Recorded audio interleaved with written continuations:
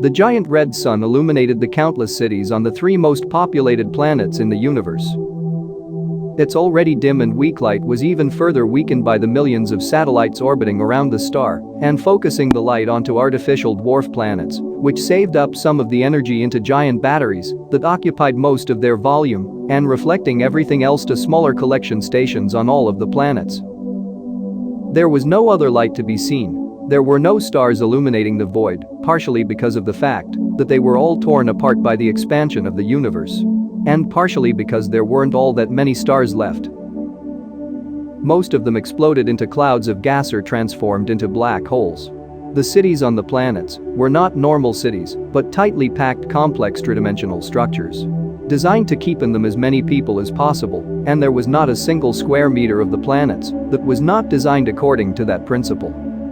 All the necessary resources were supplied by the countless artificial dwarf planets that contained aeroponic farms, oxygen synthesizers, nuclear fusion reactors and other complicated machinery necessary for keeping a population of hundreds of billions humans alive.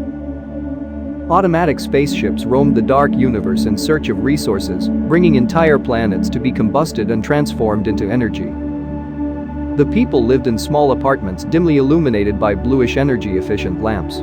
Most of them were scientists trying to figure out how to make it so humanity can survive for just a little longer, as even though birth was made illegal thousands of years ago, advances in medicine made humans live forever, and the resources of the universe were very rapidly depleting. This was not the fault of an evil government. However, as everyone lived this way, and it was the most efficient way of keeping humans alive. There were only a few thousand years left until the star keeping humanity alive would explode. Humanity had already found a potential new home. A yellow dwarf located around 3,000 light-years away with 4 planets, 3 of them in the habitable zone around the star. Spaceships with equipment and Dyson swarm satellites were already flying towards the new home at speeds hundreds of times faster than the speed of light, quickly draining the energy saved in the last billion years. Special devices were harvesting the matter of the dying sun and transforming it into energy for the spaceships. After all of the preparations were completed, spaceships with humans in them started being sent, powered by the combustion of their old homes.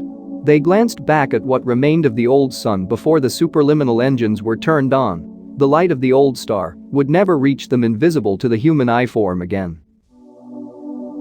It had been already 4 billion years since humanity had moved to its new home. The yellow dwarf had transformed into a red giant, consuming the nearest planet to itself and leaving the second nearest inhabitable. There were 10,000 years left until it would explode and collapse into a black hole, but this time there was no backup plan. There was nothing, not a single star left. This was it. This was the last star in the universe. Sure, humanity could survive a few thousand years on the saved energy and on combustion of planets, but that is such a short time. The only hope left was finding a new universe. There were theories about the possibility of black holes being portals to other universes, but there was no way to check.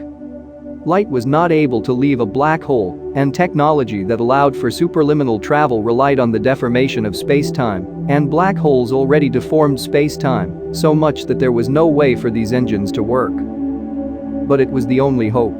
So when the star was about to explode, spaceships flew out of the radius of the explosion and then flew into the black hole. There is no way to know what happened next. Information about it cannot escape the event horizon.